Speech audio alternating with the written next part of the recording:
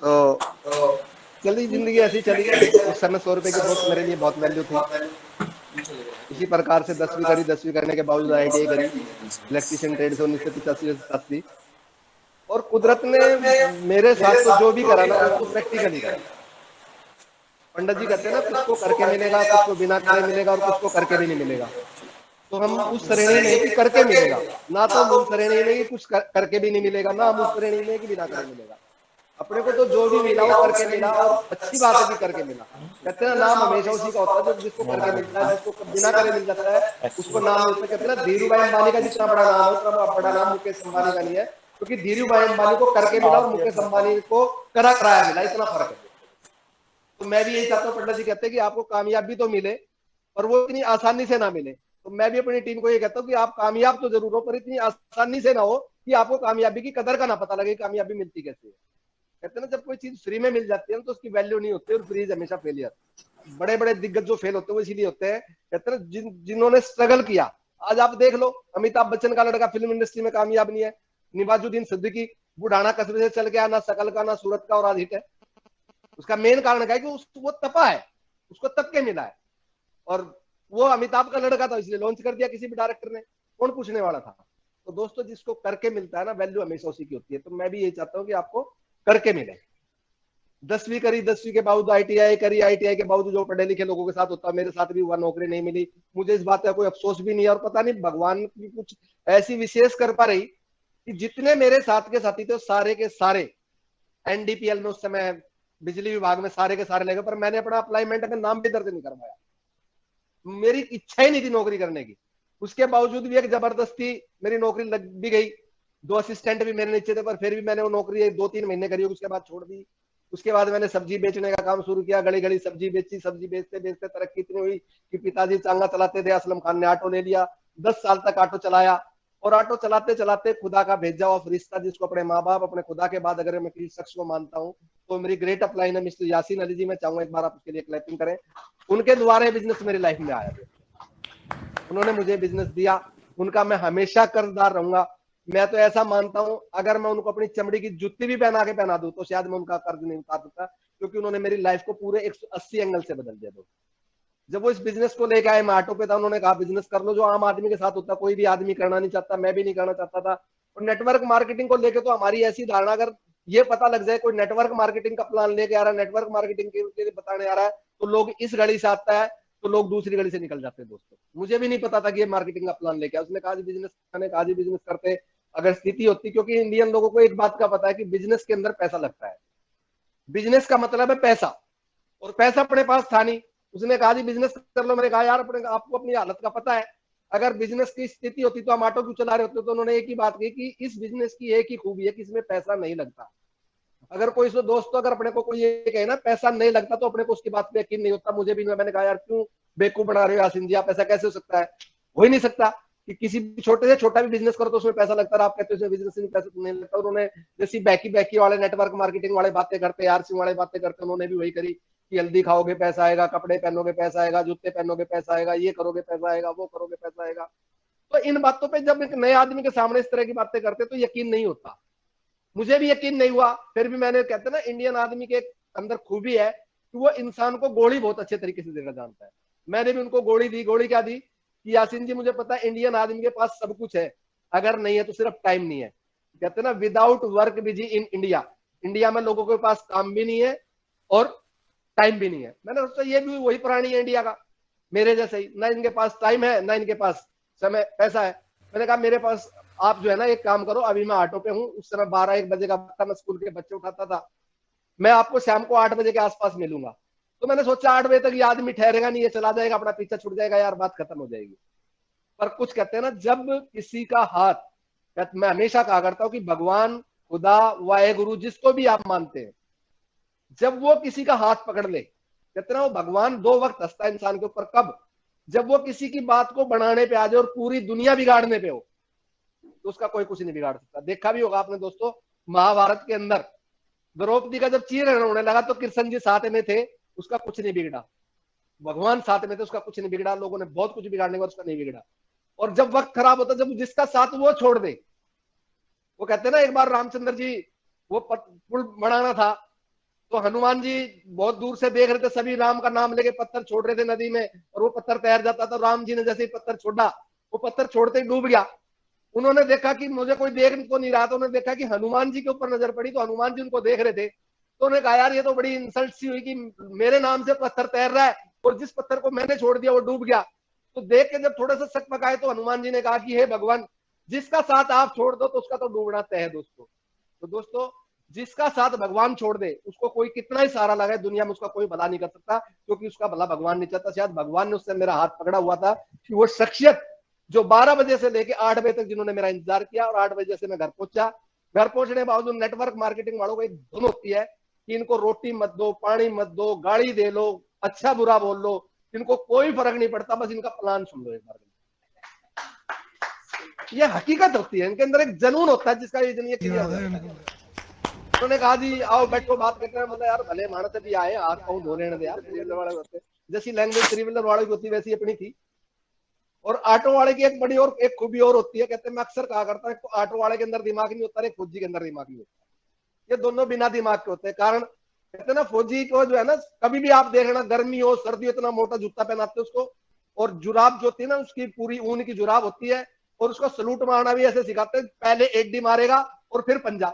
AD मार के आप देख लेना दिमाग में सीधी दलक लगती है, दिमाग में बार बार दलक लगती है, दिमाग साफ।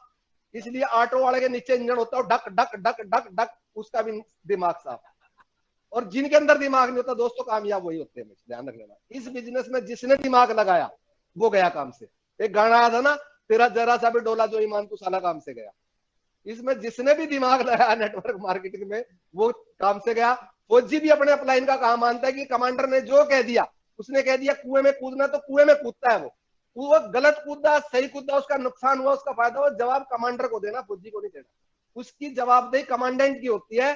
कर्नल जवाब लेगा तो कमांडेंट से लेगा, फौजी से ये नहीं कहेगा भाई तू नदी में क्यों कूदा, तू कुएं में क्यों कूदा। उसने कह दिया फायर तो फायर, उसने जो कह दिया उसका वो ऑर्डर मानता है, इसलिए उसकी कोई जिम्मेवार नहीं होती। इसके अंदर भी दोस्तों जो आपकी अपलाइन है, अगर आपकी अपलाइन ने जो कह दिया आपने उस काम को कर दिया, तो दोस्तों आपकी सफलता और असफलता की गारंटी आपकी अपलाइन की होती है, आपकी कोई गारंटी नहीं होती। आपकी गारंटी तब होती है जब आप अपना दिमाग खुद में लगाते हैं। और जब जब आप अपना दिमाग लगाते हैं, कहते हैं ना इंसान की एक खूबी है, जिस काम को करने से रोका जाए उस काम को जरूर करता है, जिस काम को करने के लिए कहा जाए उस काम को बिल्कुल भी नहीं करता। आपने कभी अक्सर देखा भी होगा, कहीं पे लिखा हो ना यहाँ पे कूड़ा डालना मना है, वहां पे लोग ज्यादा कूड़ा डाल के जाते हैं, पता नहीं यहाँ क्यों मना कर रखा है। और गलती से एक जगह लिखवा दो कि यहाँ पे कूड़ा जरूर डालना है, गारंटी से कह रहा हूँ वहां कूड़ा नहीं डालना, सोचे पता नहीं यहाँ क्या लालच है कूड़ा डलवाने का। तो दोस्तों इंसान की एक खूबी होती है हमारी भी, कि जिस काम को रोका जाएगा उस काम को हम जरूर करते हैं, जिस काम को से हमें कहा जाएगा उस काम को हम नहीं करते। यहाँ पे कहते हैं दिमाग नहीं लगाना, यहाँ पे दिमाग जरूर लगाना है। और यहाँ पे कहते हैं यहाँ पे दिमाग लगाओ, वहां पे दिमाग बिल्कुल नहीं लगाना। तो ये स्थिति सभी के साथ होती है। तो जैसे भी रहा, चलो उन्होंने ना चाहते हुए भी रात के 10-11 बज के बहस करते करते, प्लान दिखाते दुखते। इस समय एक वत्स साहब की सीडी आई थी, सिंपली द बेस्ट। उन्होंने वो सीडी मुझे सुनाई, पर कहते हैं ना सुनाया तो उसको जा सकता है जो सुनना चाहता हो, और सिखाया उसको जा सकता है जो सीखना चाहता हो, और दोस्तों बताया उसको जा सकता है जो पूछना चाहता हो। पर यहाँ पे तो इंडिया में लोग आधी अधूरी जानकारी हर काम की पहले से ही रखते हैं। कोरोना का इलाज पूरे वर्ल्ड के पास नहीं है, पर एक आम आदमी के पास है। वो कहेगा काढ़ा बना के पी लो, फलानी चीज ले लो, गिलोय का वो ले लो, ये ले लो। एक आम आदमी के पास है, बड़े बड़े वैज्ञानिक फेल हो गए कोरोना के इलाज में, डेंगू के इलाज में, पर एक आम आदमी के पास है। तो इंडियन आदमी के पास भी हर काम की आधी अधूरी जानकारी पहले से होती है। नेटवर्क की बात करो, जैसे नेटवर्क का नाम आएगा, कंपनी का नाम आएगा, कहेगा मेंबर बनाने, एक के नीचे एक जोड़ना, चेन सिस्टम है, फलाना ढिकलाना। उसको ये नहीं पता क्या करना होता, पर वो ज्ञान इतना देता है कि समझाने वाला सोचता है कि यार तू ही गलत कर रहा है, सही कह रहा है। वो इसको इस तरीके से समझाता है। कहते हैं ना, पहले एक साधु थे, एक साधु के पास दो बच्चे, एक बड़ी बहस चल रही थी, एक अंधा आदमी था। उसको कहता था भाई, लोग उसको कहते थे उजाला होता है, वो ऐसे ऐसे तर्क देता था कि आंखों वाले सोचते थे कि शायद उजाला होता ही नहीं। अब वो जो था ना, एक साधु आया उस गांव के अंदर, तो उन्होंने जो उसके साथ रोज उसको समझाते थे अंधे आदमी को कि उजाला होता उजाला होता, और वो तर्क दे के उनको फेल कर देता। उन्होंने सोचा यार इसकी बहस में बड़ा मजा आएगा, आज एक साधु आया, उस साधु के पास इसको लेके चलते हैं, और साधु को कहेंगे कि जिसको ये हमारे को तर्क देता है कि उजाला होता ही नहीं, और आप इसको ये बता दो कि उजाला होता है। वो जैसे उसके बोला, उन्होंने इन दोनों के मजे लेंगे, मजे लेने की दृष्टि से वो उसको लेके पहुंच गए। उस साधु से जब बताया कि ये जी अंधा है जन्म से, और इसको जो है ना दिखाई नहीं देता, और ये हमें ऐसे तर्क देता है कि उजाला होता ही नहीं है, उसने कहा आप इस आदमी को गलत जगह लेके आए हो, आप एक काम करो, इसको एक फला जगह वैध है वहां पे ले जाओ, 2-2 बूंद इसकी आंखों में डलवा दो, इसको दिखना शुरू हो जाएगा। वो उसके पास ले गए, उसके 2-2 बूंद आंखों में डाल के उसको दिखना शुरू हो गया। तो उसने कहा अरे बेवकूफो, आपने मेरे लिए इतनी जिंदगी मुझे समझाने में लगी कि अंधेरा होता अगर आप मुझे पहले उस वैद्य के पास ले आते तो मुझे पता लग जाता है दुनिया में उजाला होता है दोस्त। तो आपकी अपलाइन को पता होता है दोस्त आपको कहाँ पे लेके जाना चाहता है, तो इसमें अपना दिमाग बिल्कुल भी नहीं लगाना होता दोस्तों। ना चाहते हुए रात को 11 बजे मैंने इस बिजनेस को ज्वाइन किया, बस उस परमात्मा की मर्जी थी, पता नहीं कैसे ज्वाइन किया, मुझे नहीं पता था। जैसे अक्सर होता है कि कहा जाता है कि सिस्टम काम करेगा, आज के बाद मुझे भी बता दिया गया कि आज आप जुड़ गए हो, इसके बाद एक सिस्टम काम करेगा। मैंने सोचा पता नहीं सिस्टम कौन सा होता है भैया, कौन सा सिस्टम काम करेगा, मुझे उस सिस्टम की ज्यादा जानकारी थी नहीं। एक शख्स मेरे पास 3-4 दिन के पास आए, रविंदर जी उनका नाम था, वो अब यासीन जी की भी अपलाइन थे। उन्होंने कहा जी वो जो है कुछ लोगों से मिलवाओ, जैसे अपलाइन करता कुछ लोगों से मिलवाओ।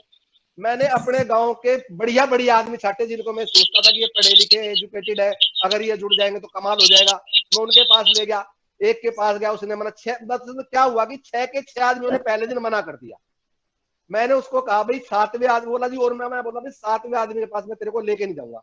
बोला क्यों? मगर तू जितनों के पास जाएगा सारे मना करेंगे, मैंने देख लिया। वो आदमी मेरे तरफ देख रहा है, इस आदमी को प्लान दिखाना नहीं आता, कंपनी की नॉलेज नहीं, ये कह रहा है मैं जितने के पास ले जाऊंगा उतने। मैंने कहा भाई तेरे जैसा तो तेरे से बढ़िया तो मैं समझा लूंगा, तू एक काम कर कोई और अच्छा लीडर हो तो भेज दो, ना आने की जरूरत नहीं, मैं अपना आप समझा दूंगा। उसी दिन से दोस्त मैंने पेन और कॉपी, और कहते हैं ना अगर आपको कामयाब होना है तो आपको पेन उठाना पड़ेगा दोस्त।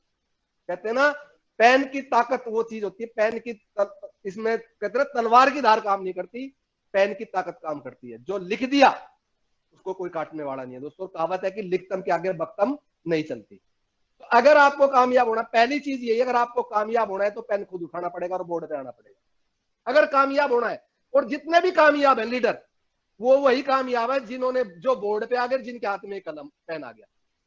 अगर आज आपका नेटवर्क नहीं चल रहा तो सबसे बड़ा कारण अपने आपको देख लेना।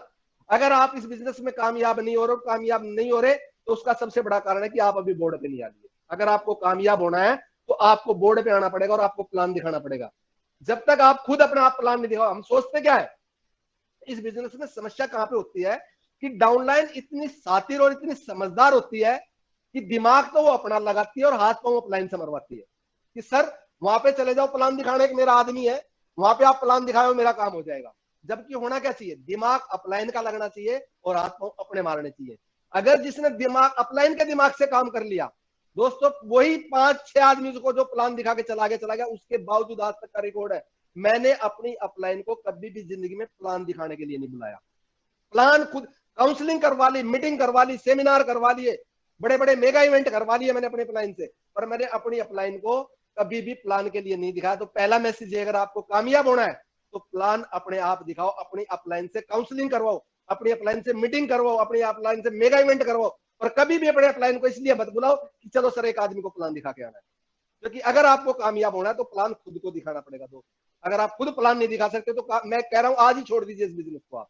अगर आप प्लान नहीं दिखा सकते तो ये कड़वी बात हो सकती है आपके लिए, पर मेरे को कोई फर्क नहीं पड़ता इस बात का कि आपको अच्छी लगेगी या नहीं लगेगी, क्योंकि जो सच्चाई है वो आज नहीं तो कल आएगी, कल नहीं तो परसों आएगी। जब तक आप उस चीज पे नहीं आएंगे, जब तक आप कामयाब नहीं होंगे। कामयाब होना है तो बोर्ड पे आपको प्लान दिखाना आना चाहिए। पहला मैसेज है कि प्लान खुद सीखे, अपनी अपलाइन का इस्तेमाल प्लान में ना करें। हाँ शुरुआत में 2-4-10 लोगों को जब तक आपको प्लान, अगर इस बिजनेस में आज वत्स साहब की मीटिंग थी, उन्होंने बहुत कुछ बताया, फिर भी कुछ टॉपिक है जिन पे मैं आज आपके पास बात करूंगा। ऑटो चलाते चलाते सब कुछ मेरे साथ हुआ, वो भी समय आया। 12 महीने जब मुझे इस बिजनेस को करते करते हो गए, तो 12 महीने की जो स्टेटमेंट थी, वो 12वें महीने की मेरी स्टेटमेंट थी 313 रुपए, 12 महीने के बावजूद। और पहले साल में जो मेरे पास टोटल इनकम आई थी, वो आज भी मेरे पास कापी मैंने संभाल के रखी हुई है। पहले साल में जो टोटल इनकम आई थी वो आई थी लगभग 12,000 रुपए। अब उस 12,000 के लिए 12 महीने में क्या खर्च नहीं हुआ होगा, क्या टाइम नहीं लगा होगा, क्या पैसा नहीं लगाया होगा, मैंने सब कुछ किया होगा। 12,000 पूरे साल में जो आदमी कमाए। और ऐसा होता था कई बार 500 रुपए का चेक आता था, और जब मैं कहता था घर वालों को देखो बेटा 500 रुपए का चेक आया है, तो मेरे सामने तो नहीं, पर जब मैं चलता था दोबारा में मार्केटिंग और प्लान दिखाने जाऊंगा तो पीछे से पापा बच्चे हंसते थे कि पापा ने पूरे महीने मेहनत करी, 500 रुपए का चेक लेके खुश हो रहे हैं। दोस्त अपने बच्चे मजाक उड़ाते थे, अपनी वाइफ मजाक उड़ाती थी, अपने भाई मजाक उड़ाते थे, पता नहीं क्या क्या कहते थे, उन बातों को नहीं समझा। पर वो भी समय आया, पहले महीने 12,000, दूसरे महीने लगभग 1,20,000 का पैसे आए। जब ये बढ़ने लगे, मैंने अपने बड़े भाई जो मेरे साथ ही ऑटो चलाते थे, मैंने उनको कहा भाई तू भी बिजनेस कर ले। बोला पहले तू करोड़पति बन ले, हम तो बाद में देख लेंगे। ऐसी भी स्थिति आती है। जब पहले चेक आते थे, आजकल तो अकाउंट में ट्रांसफर होता है। जब तीसरे साल में जब जाके 3 लाख से ऊपर का अमाउंट बनने लगा, तो उस समय 20,000 25,000 रुपए आने शुरू हो गए। मेरा घर भाई से तीसरी गली में पड़ता था, उसका घर पहली गली में पड़ता था। डाकिया अक्सर उन्हीं को चेक देके जाता था, मेरी भाभी को। और उनकी आदत थी कि मेरे से आने से पहले उसको उखाड़ के देख लेते थे, फाड़ के। और देखते 20,000 का, बोला अब की बार 20 का आया। मैं कहा अगली बार बढ़ते बढ़ते बढ़ते जब वो 50,000 तक पहुंचे, बोला 50,000 का लगा। मैं बोला हाँ। बोला तेरा हमें ध्यान से समझाया नहीं। बोला जो अगर तू हम ध्यान से समझाता तो हम कौन सा 1,500 रुपए के लिए मना कर रहे थे तेरे को। मैं बोला भाई अब कर लो। बोला अब तो तेरे सारे जोड़ दिए होंगे। वो आज तक भी उसी की उसी स्थिति में है दोस्त। और पिछली बार मेरे साथ विनोद जी गए थे, तो मैंने इनको कहा था कि चलो आज मैं आपको अपने में और अपने भाई में फर्क दिखाता हूँ। मैं कहा देखो, ये इनका मकान है और ये मेरा मेरा लाइफस्टाइल है, इतना बड़ा फर्क है दोस्त। सतीश पंडित जी कहते हैं कि आरसीएम के बगैर की जिंदगी और आरसीएम के साथ की जिंदगी, दोस्तों बहुत बड़ा फर्क पड़ता है। रही बात वक्त की, वक्त तो आप आरसीएम करोगे, नेटवर्क मार्केटिंग करोगे तो भी कटेगा, और नहीं करोगे तो भी कटेगा। अब आपको ये देखना है कि आरसीएम के साथ काटना है या आरसीएम के बगैर काटना है। पंडित जी कहते हैं अगर आज आपकी उम्र 40 साल है और आगे 20 साल आप आरसीएम नहीं करते तो क्या 60 साल के नहीं होगे? और करोगे तो क्या 60 साल के नहीं होगे? पर ये 20 साल आरसीएम के साथ में और 20 साल आरसीएम के बगैर में दोस्तों बहुत बड़ा फर्क पड़ेगा। वो मैंने महसूस किया है। एक साल जब आरसीएम बिजनेस बंद हुआ, उस चीज को भी हमने महसूस किया है कि आरसीएम के बगैर की जिंदगी और आरसीएम के साथ की जिंदगी।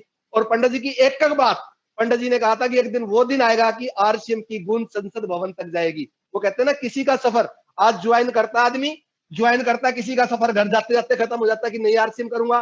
किसी का सफर 2 महीने के बाद खत्म हो जाता है, किसी का सफर 4 महीने के बाद सफर खत्म हो जाता है, किसी का रॉयल्टी पे जाके खत्म होता है, किसी का टेक्निकल पे जाके खत्म होता है। उन्होंने कहा था किसी का सफर ये रूबी पे भी जाके होगा, और अनूप शेखावत रूबी पे जाके आउट हुए। उन्होंने कहा एक दिन ऐसा आएगा आरसीएम बिजनेस की गूंज संसद में सुनाई देगी।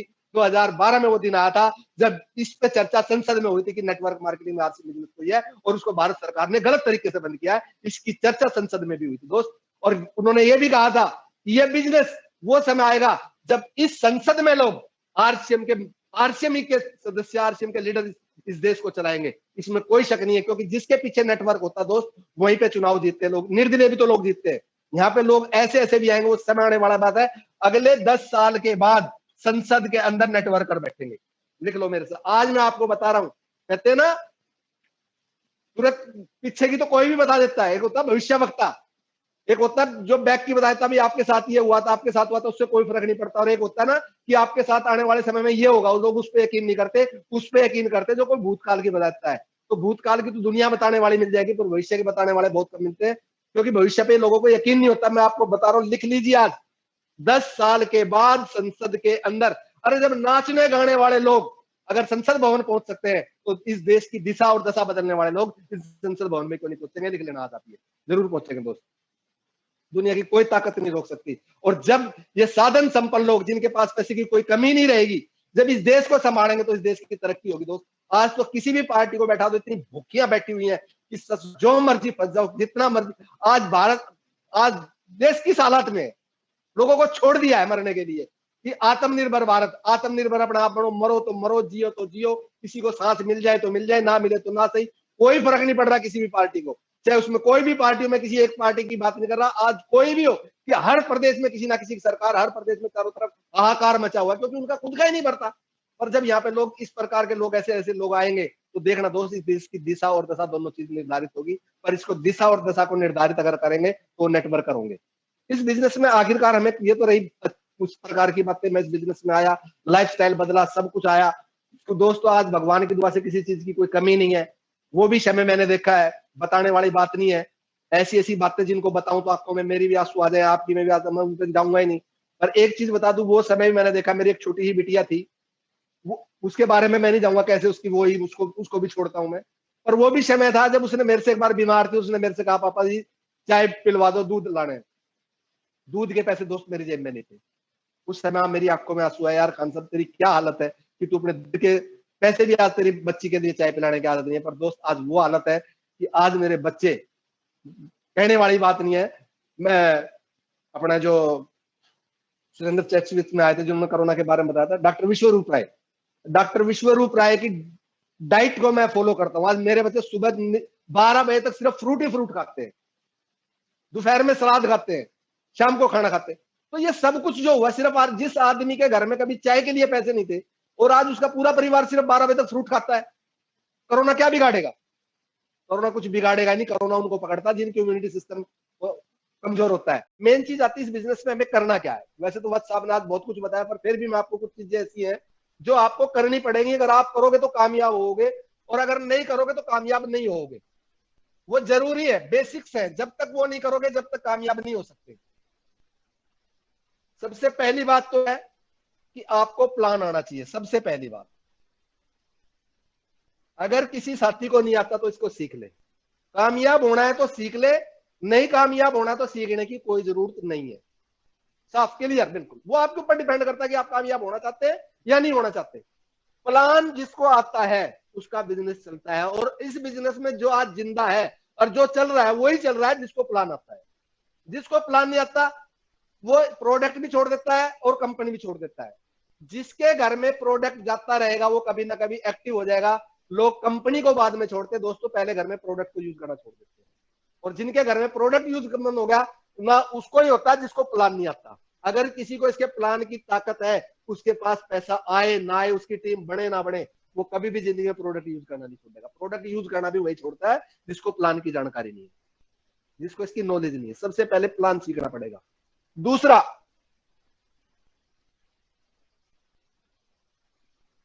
T for training. ट्रेनिंग लेनी पड़ेगी। मेरी लिखाई पे मत जाइयो भाई,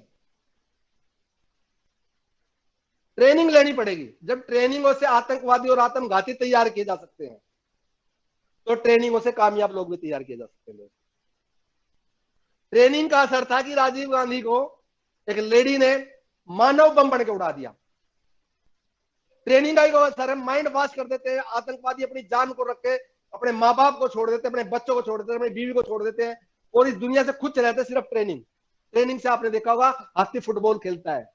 ट्रेनिंग का ये असर है कि 10 शेरों के बीच में एक व्यक्ति हैंटर लेके खड़ा होता है। ट्रेनिंग का असर है दोस्त।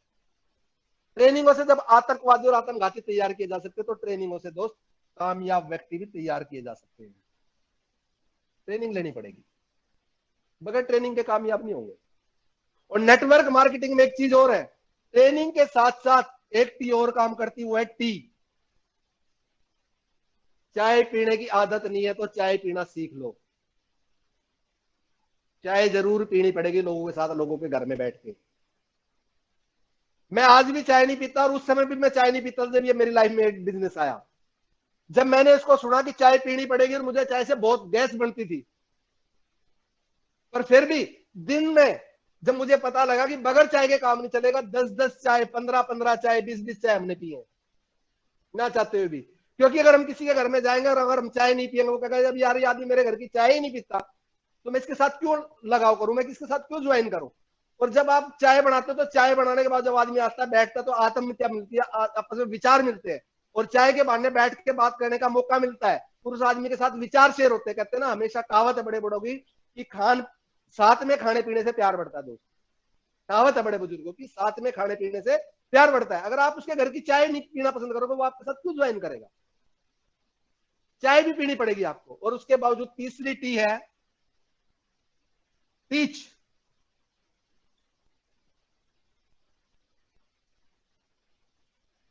टीच भी करना पड़ेगा, ट्रेनिंग भी लेनी पड़ेगी और लोगों को बताना भी पड़ेगा। उसके बावजूद एक टी और है, टी फॉर टिकट। बड़े बड़े सेमिनारों के, बड़ी बड़ी मीटिंगों के टिकट लेने पड़ेंगे। और बहुत से लोग तो इस बिजनेस की ट्रेनिंग और मीटिंगों में इसलिए नहीं बैठते कि टिकट लगता है। सर ये टिकट का क्या सिस्टम है, टिकट को लगना नहीं चाहिए, 20 रुपए का होना चाहिए, 10 रुपए का होना चाहिए, 100 रुपए। जिसने भी टिकट पे फोकस कर लिया कि टिकट का पैसा लगता है, वो इस बिजनेस से आउट हो जाता है दोस्त। क्योंकि बहुत से लोग तो हॉल में जाके इसी चीज में रहते हैं कि इतने का हॉल होगा, इतनी कुर्सी होगी, इतने का टिकट होगा, इतने लीडर लेगा। और बहुत से लोग इस टिकट के चक्कर में आउट हो जाते हैं दोस्त। टिकट लेना पड़ेगा। जितने भी कामयाब व्यक्ति हैं आज भी व्हाट्सएप 25-25 हजार 50,000 रुपए की ट्रेनिंग लेते हैं जब वो डायमंड बने हैं, ऐसे नहीं डायमंड बने। वो आज इतना अच्छा जो बोलते हैं, वो जो इतनी अच्छी अच्छी बातें करते हैं, सिर्फ फर्क है ट्रेनिंग का, टीच का, चाय का और टिकट का। हम ये देखिए हम कितने लोग टिकट से बचते हैं, और जिन लोगों ने टिकट से बचना शुरू कर दिया उनकी टीम भी टिकट से बचती है, और वो टीम कभी भी कामयाब नहीं होती। अगर कामयाब होना है तो टिकट पे आपको खर्चा करना पड़ेगा। अगर आप टिकट पे खर्चा नहीं कर सकते, आपकी टीम टिकट पे खर्चा नहीं कर सकते। मैंने कभी भी अपनी टीम को लेकर टिकट पे कभी भी कोई समझौता नहीं किया। बहुत से लोग तो कहते हैं मैंने, अब तो चलो जूम पे मीटिंग होती है, नहीं तो जब भी मीटिंग होती है मैंने बिना टिकट के मैं जल्दी से मीटिंग नहीं देता। बहुत से लोग कहते हैं वेन्यू फ्री का है सर, फिर टिकट क्यों? नहीं, टिकट तो जरूरी है। जब तक किसी को जो है ना, आप एक काम करो, किसी को एक हिट फिल्म दिखाने ले जाओ, उसका टिकट आप ले लो। इंटरवल से पहले पहले कौन ही मारने लगा, चल यार चल यार मेरे को काम निकल गया, चल यार, देख बैठने नहीं देगा आपको वो। और कितनी भी फ्लॉप फिल्म हो, उसके जेब से 500 रुपए का टिकट लग जाए एक बार, लास्ट तक बैठा रहेगा, सोचा कभी लास्ट के सीन में मजा आ जाए पूरी फिल्म का। क्यों? उसका पैसा लगा है। जब तक पैसा नहीं लगेगा, जब तक आदमी को वैल्यू समझ में नहीं आती। वैल्यू ही समझ में जब आती जब इंसान का पैसा लग जाता है दोस्त। तो टिकट खरीदना बहुत जरूरी है। और टिकट के साथ साथ एक चीज और, टूर एंड ट्रेवल्स।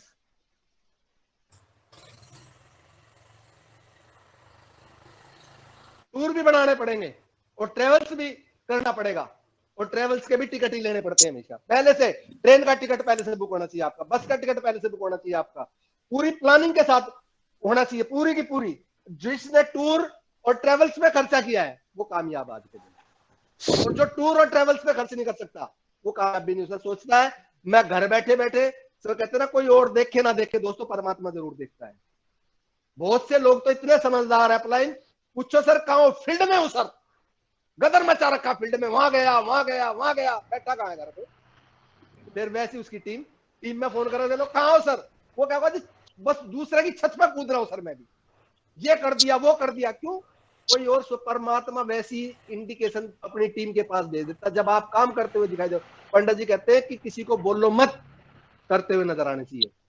अगर आप चाहते हो कि मेरी टीम बुक्स पढ़े तो बुक्स पढ़ते हुए नजर आओ, आप चाहते हो मेरी टीम सीडी सुने तो आप सीडी सुनते हुए नजर आओ, आप चाहते हो मेरी टीम प्लान दिखाए तो प्लान देते हुए नजर आने चाहिए, आप चाहते हो मेरी टीम मीटिंग सेमिनार में जाए तो आप मीटिंग सेमिनार में जाते हुए दिखाई दो। बहुत से लोग तो ऐसे होते हैं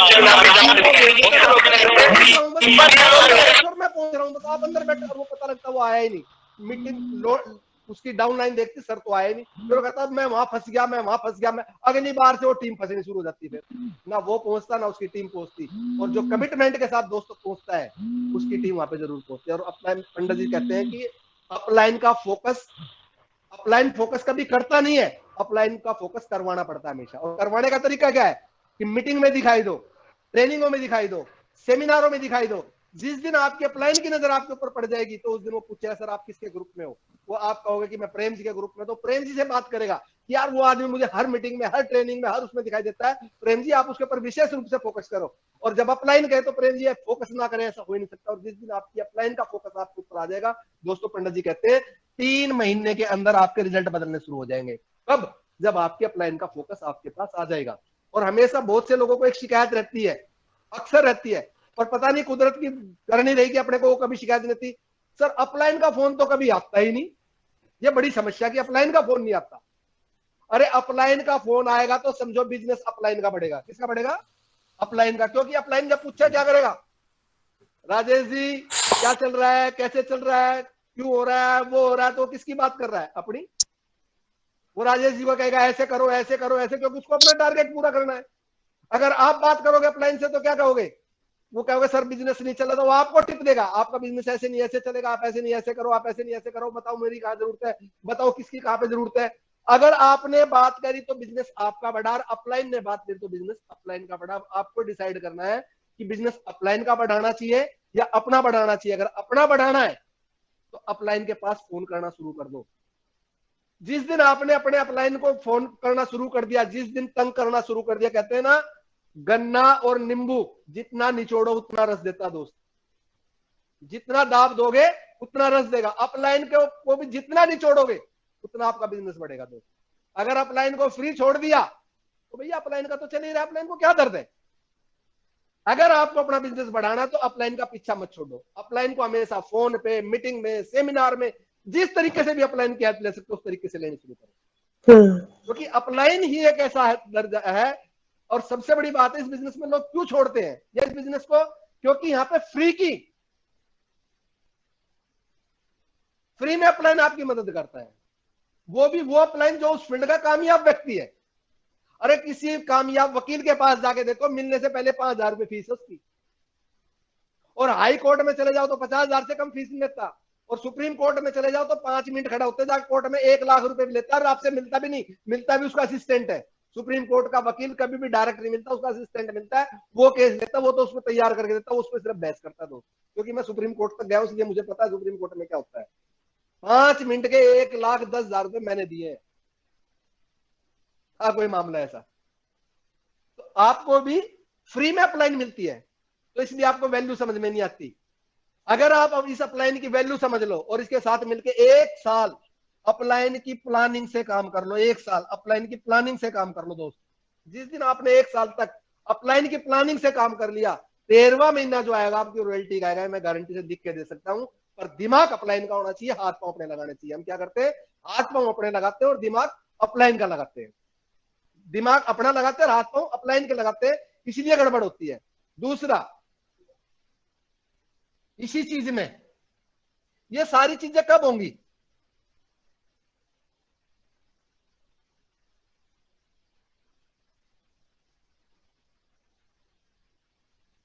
कहते हैं लीड विथ एग्जाम्पल।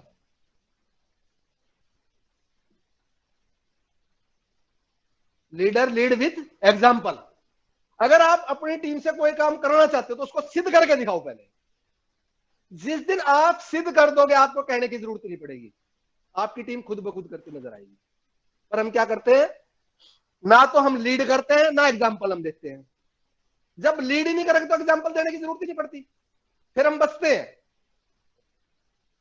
लीड कैसे, जितनी भी बातें मैंने बताई, ट्रेनिंग किसको लेनी है, खुद को। टीच किसको करना है, खुद को। चाहे टीम के साथ फील्ड में किसको पीनी है, खुद को। ट्रेवलिंग किसको करनी है, खुद को। टिकट किसको लेना है, खुद को। जब सारे काम आप खुद करोगे, और कभी भी जब भी अपनी डाउनलाइन के साथ जाओ या अपनी अपलाइन के साथ जाओ, चाहे डाउनलाइन हो आपकी, चाहे आपकी अपलाइन हो, जब भी जाते हो सफर पर, टूर पर, वो कहते हैं ना भैया, दोस्ती पक्की खर्चा अपना अपना। कहावत है बड़े बुजुर्गों की, दोस्ती पक्की खर्चा अपना अपना। जब भी जाते हो टूर पर, अपना खर्च करो, क्योंकि जब तक आप खर्च करना नहीं सीखोगे, जब तक आपकी टीम भी खर्च करना नहीं सीखेगी, जब तक आप बचते घूमोगे, आपकी अपलाइन आपसे बचेगी, आपकी डाउनलाइन आपसे बचेगी। तो इसलिए अपना खर्चा खुद सहन करो, क्योंकि ये बिजनेस है। और बिजनेस में एक चीज आती है, इन्वेस्टमेंट। क्या आती है, इन्वेस्टमेंट। अगर आप इन्वेस्टमेंट नहीं कर सकते, छोटी छोटी इन्वेस्टमेंट, सबसे बड़ी इन्वेस्टमेंट क्या है इसमें, टाइम की। टाइम कितना, 2 घंटे डेली, ये इन्वेस्टमेंट आपकी। 2 घंटे डेली आपको डालने ही डालने पड़ेंगे। अगर आप नहीं डाल सकते, आप इस बिजनेस में कामयाब नहीं हो सकते। 100-200 रुपए खर्च करने पड़ेंगे आपको। बाइक है तो बाइक में पेट्रोल डलवाना पड़ेगा, वो भी तो इन्वेस्टमेंट आपकी। एक होता खर्चा, एक होता है इन्वेस्टमेंट। खर्चा कभी भी नहीं आता, और इन्वेस्टमेंट हमेशा कई गुना वापस लेके आती है हमेशा। खर्च तो जो मकान में खर्च कर दिया, कभी वापस नहीं आएगा। शादी में खर्च कर दिया, कभी वापस नहीं आएगा। बिजनेस में खर्च कर दिया तो कई गुना बढ़ के वापस आएगा दोस्त। तो वहां पे आपका खर्चा नहीं है। ये 100-200 रुपए जो आप पेट्रोल फूक रहे हो, या आप 100-200 रुपए का टिकट ले रहे हो, या 100-200 रुपए में किसी ट्रेन का टिकट लेके आप अपनी टीम में काम करने जा रहे हो, तो ये आपका खर्चा नहीं है, ये आपकी इन्वेस्टमेंट है दोस्त। टाइम की इन्वेस्टमेंट और पैसे की इन्वेस्टमेंट आपको करनी पड़ेगी। कहते हैं ना कि बिजनेस में कुछ नहीं लगता, नहीं लगता है, क्यों नहीं लगता, टाइम भी लगेगा, पैसा भी। अगर कुछ नहीं लगता तो फिर मैं क्यों कर रहा हूं, कुछ नहीं लगता तो बस सब क्यों कर रहे हैं, कुछ नहीं लगता तो टीसी छापड़ा जी क्यों कर रहे हैं, सब कुछ लगता है दोस्त। पर यह है कि वहां पे लाखों रुपए इन्वेस्टमेंट करने पड़ते हैं, यहां पे तो लाखों रुपए का ब्याज भी खर्च नहीं होता।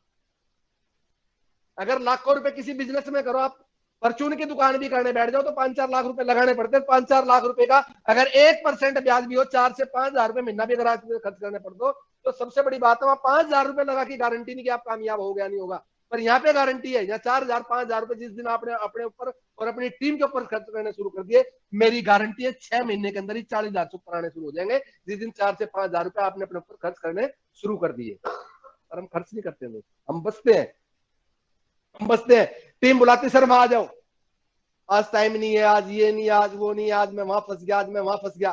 क्यों? खर्च करने से बच रहा है वो।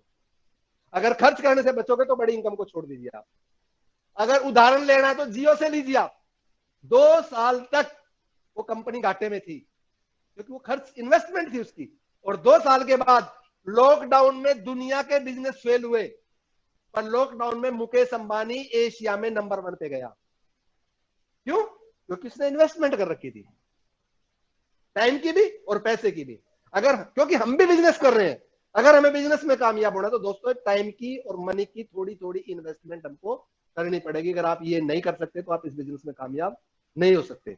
और सबसे बड़ी बात इस बिजनेस में जो है,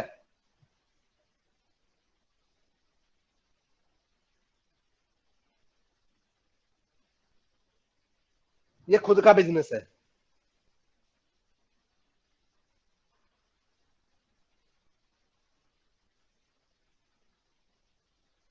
खुद का बिजनेस है ये। किसका बिजनेस है? खुद का। ना ये अपलाइन का है, ना ये डाउनलाइन का है। अगर कामयाब होना है तो ये बिजनेस खुद का है दोस्त। आपने देखा होगा, कभी भी आप देख लेना, गांव के अंदर चौपाल होती है, चौपाल हमेशा गंदगी से भरी हुई मिलेगी आपको। साफ कब होती है? जब उस चौपाल में कोई शादी होती है, चलो शादी है फला तारीख की, इसको साफ करवा देते हैं। पर घर हमेशा, आपको घर हमेशा रोज साफ करते हैं, पोछा भी लगता है, झाड़ू भी लगती है, हर चीज का ध्यान रखते हैं, डस्टबिन ठिकाने पे रखा होता है, पाँव झाड़ने के लिए भी अलग से मैट लगा होता है, हर चीज सलीके से होती है क्योंकि वो घर होता है। जबकि चौपाल पूरे गांव की होती है, फिर भी गंदगी रहती है, और घर पर्सनल एक आदमी का होता है, फिर भी वो साफ होता है क्योंकि वो उसका खुद का होता है, वो दूसरे के भरोसे नहीं होता। इस बिजनेस में भी जो मानता है ये मेरा बिजनेस है वो कामयाब होता है, और जो सोचता है मेरी डाउनलाइन का और मेरी अपलाइन का है, मेरे करने से मेरी अपलाइन को फायदा हो रहा है, मेरे करने से मेरी डाउनलाइन को फायदा हो रहा है, वो इस बिजनेस में कभी भी कामयाब नहीं होता। अगर कामयाब होना है तो ये बिजनेस आपका खुद का है दोस्त। जिस दिन आप इसको अपना मान लोगे उस दिन ये चलना शुरू हो जाएगा, और जब तक आप इसको दूसरे का मान रहे हो कि मेरी अपलाइन का, मेरी डाउनलाइन का, मेरा इसका है, मेरा उसका है, तो आप इस बिजनेस में कामयाब नहीं हो सकते। अगर कामयाब होना है तो इस बिजनेस को अपना मानना पड़ेगा। जिस दिन आपने अपना मानना शुरू कर दिया उसी दिन ये बिजनेस आपका चलना शुरू हो जाएगा, और जब तक आप इसको नहीं मानते जब तक आपका चलना नहीं शुरू होगा। और सबसे बड़ी बात है इसके अंदर पेशेंस।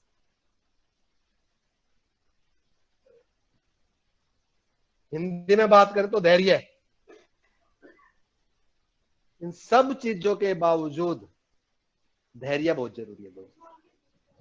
जितने भी बड़े बड़े लीडर कामयाब हुए वो सिर्फ इसी वजह से कामयाब हुए कि उन्होंने धैर्य रखा। विजेंद्र सिंह राठौर है, हमारे डायमंड है, उनकी स्थिति यह है, कहते हैं बिना करे, बिना करे। एक तरफ राजा राम सारण और एक तरफ मिस्टर अनूप शेखावत साहब डायमंड।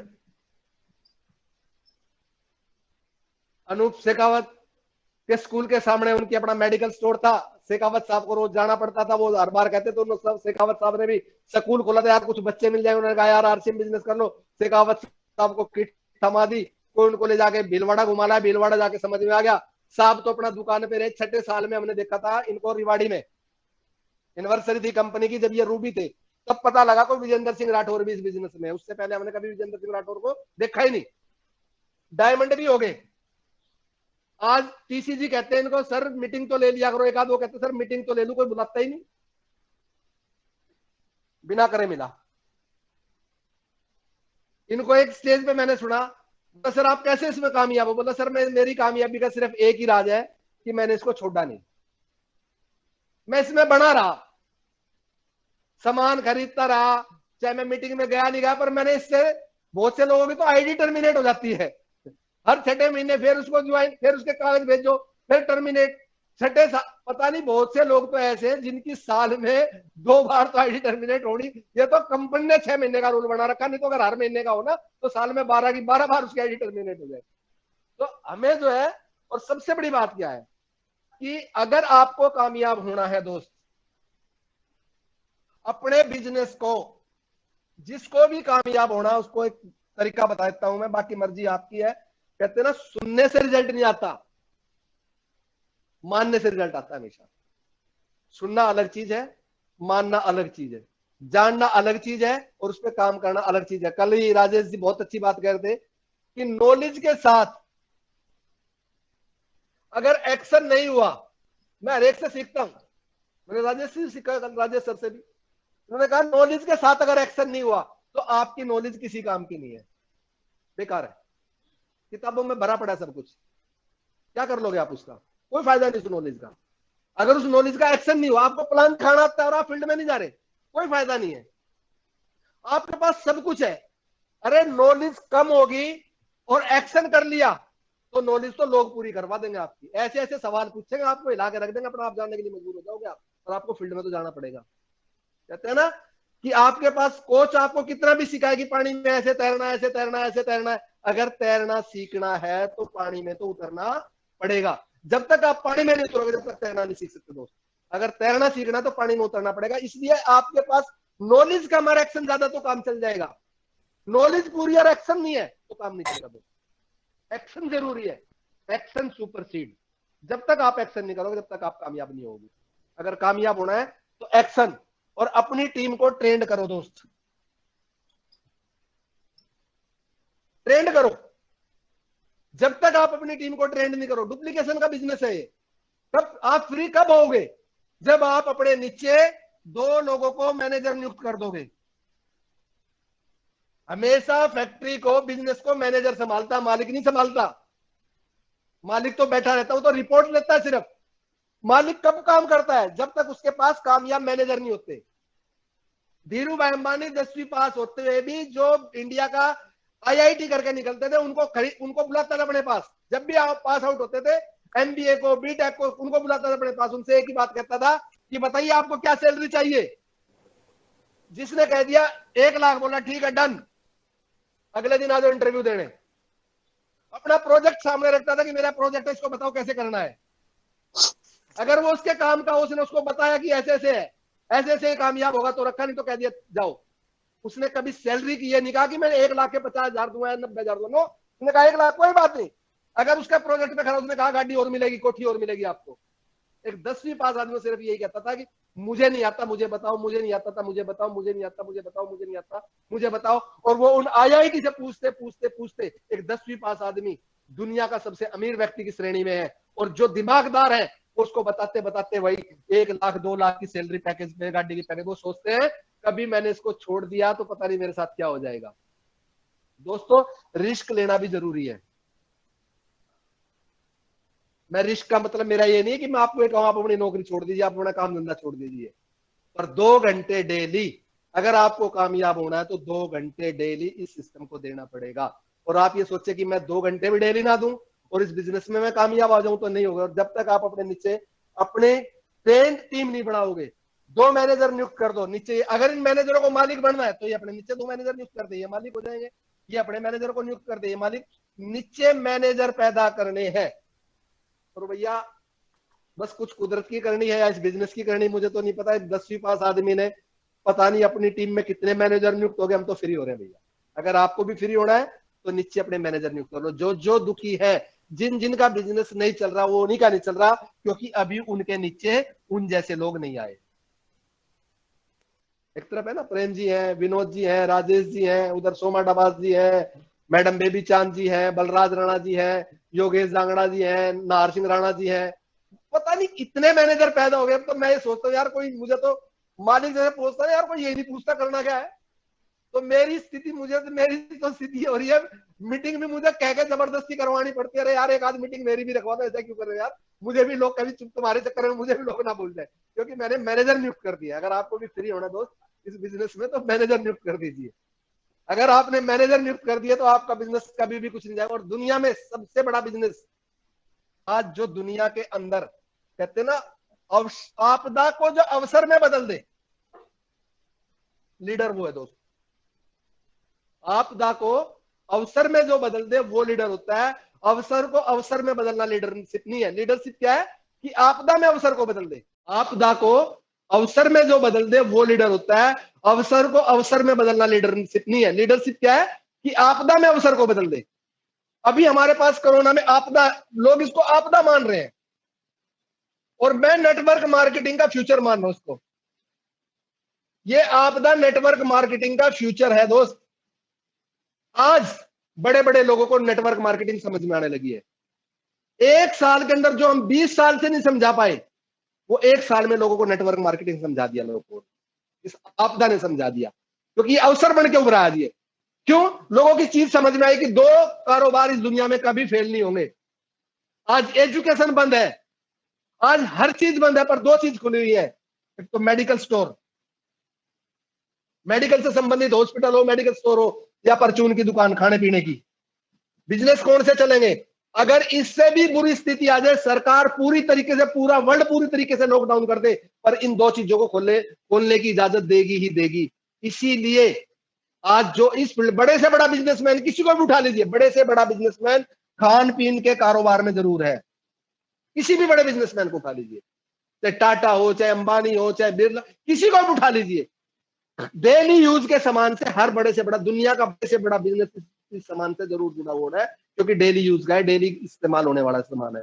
तो आज इस बिजनेस में, आपदा में अवसर क्या है कि आज ये बिजनेस चल रहा है। बहुत से लोगों को सैलरी नहीं मिल रही, टेंशन है, गाड़ी किस कहां से भरी जाएगी, ये कहां से होगा, वो कहां से होगा, किराया कहां से दे, लोग छोड़ छोड़ के भाग गए। पर जितने भी नेटवर्कर हैं, उनको इस बात की कोई चिंता नहीं है। उनको पता, जितने घर पे रहेंगे उतने थाली बैठ के ज्यादा खाएंगे, उतनी ज्यादा चाय पियेंगे, उतने ज्यादा बिस्कुट खाएंगे, 2 जगह की जगह 3 टाइम खाना खाएंगे। अपना बिजनेस तो चलना ही चलना है दोस्तों। तो ये फ्यूचर है इस बिजनेस का। जो आज इस आदमी सिस्टम पे काम कर गया, जो आज इस इंडस्ट्री पे काम कर गया, वो दोस्तों दुनिया में कामयाब होगा ही होगा। लॉकडाउन में लोगों की दुकानें बंद हो रही हैं, पर लॉकडाउन में आरसीएम के पिकअप सेंटर खुल रहे हैं। सबसे बड़ी बात यह कि लोगों के पास पैसा नहीं, फिर भी लोग 10-10 लाख रुपए लगाने के लिए तैयार बैठे हैं। अभी एक का सैंक्शन मैंने टटीरी में करवाया है, पैसे जमा हो चुके हैं। हमारे पास टाइम नहीं कि हम उनको डिपो से सामान दिलवा दे। अभी एक उधर क्या नाम है, वेस्ट बंगाल में पिकअप सेंटर के पैसे जमा हुए 5 लाख रुपए।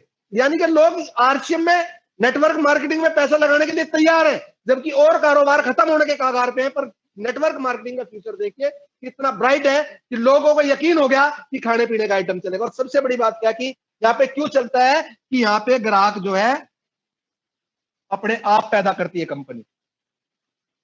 इस दुकानदार को ग्राहक ढूंढने की जरूरत नहीं है, इस दुकानदार को एडवर्टाइजमेंट करने की जरूरत नहीं है, और इस दुकानदार को किसी को उधार करने की भी जरूरत नहीं है। यहाँ पे सब कुछ कंपनी आपको करके देती है, सिर्फ आपको तो खोल के बैठना है दोस्त। तो इस बिजनेस में अभी तो सही मायने में अच्छे लोगों की शुरुआत भी नहीं हुई है। इसमें सही लोगों की शुरुआत जो करोड़ों करोड़ों रुपए लगाएंगे। अभी मैं जब बैठा तो बेटा तुषार है, तुषार कह रहा था सर मैं जो है ना इस पिकअप सेंटर को और बड़ा करना चाह रहा हूं। यानी कि अभी जो इन्वेस्टमेंट है इनकी, अभी फिलहाल की जो इन्वेस्टमेंट है लगभग 15 लाख की है। 2 एसी लगे हुए हैं, बहुत बड़ा हॉल है। अगर ये इसको पहले रेंट पे दे तो 40 से 50 हजार रुपए इनका किराया आ रहा था इसका। आज उस किराए को इन्होंने खत्म किया, और आज इतना बड़ा बाजार ये लोग चला। और इसमें भी कह रहा है कि अभी तो मैं सर इसको सोच रहा हूँ कि और बड़ा कर दूं। और बड़ा करने का मतलब क्या है? कम से कम 10-20 लाख रुपए और लगाएगा। जब 25-50 लाख, 1 करोड़ लगाने वाले लोग जब जिस दिन इस बिजनेस में आएंगे, उस दिन सोच के देखो दोस्त, आप और आपके पास कितना पैसा आएगा। अभी तो सिर्फ चिल्लर आ रहा है, 40,000, 50,000, 60,000, 70,000, 1 लाख, 2 लाख, ये तो चिल्लर है, ये पैसा नहीं है। पैसा तो जब आएगा जब एरोप्लेन लेने की स्थिति में आ जाओगे, वो समझो कि पैसा आ रहा है। नेटवर्क मार्केटिंग में इतना पैसा जिसके बारे में आप सोच भी नहीं सकते, इतनी हमारी कल्पना से परे बात है। अगर ये हम ऐसी ऐसी बातें करते हैं तो बहुत से लोग सोचेंगे कि फेंक रहा, लपेट लपेटी जाती है। ये फेंकने वाली बात नहीं ना, लिपटेगी तो है ही नहीं आपसे। ये इतनी लंबी डोर है इसकी, अगर लपेटने लग गए तो हाथ कट जाएंगे दोस्त। इसको लपेटना मत, इसको मान लेना कि ऐसा होना ही होना है। जो आपने समय दिया, जो इतनी देर मेरे को सुना, एक ही शेर के साथ में अपनी बात को समाप्त करूंगा कि जिंदगी वक्त की मोहताज नहीं होती, आरसीएम कोई जज्बात नहीं होती, कुछ तो सोचा होगा आज उस खुदा ने, वरना कसम खुदा की आपकी और असलम खान की मुलाकात नहीं होती। Thank you, thank you, thank you.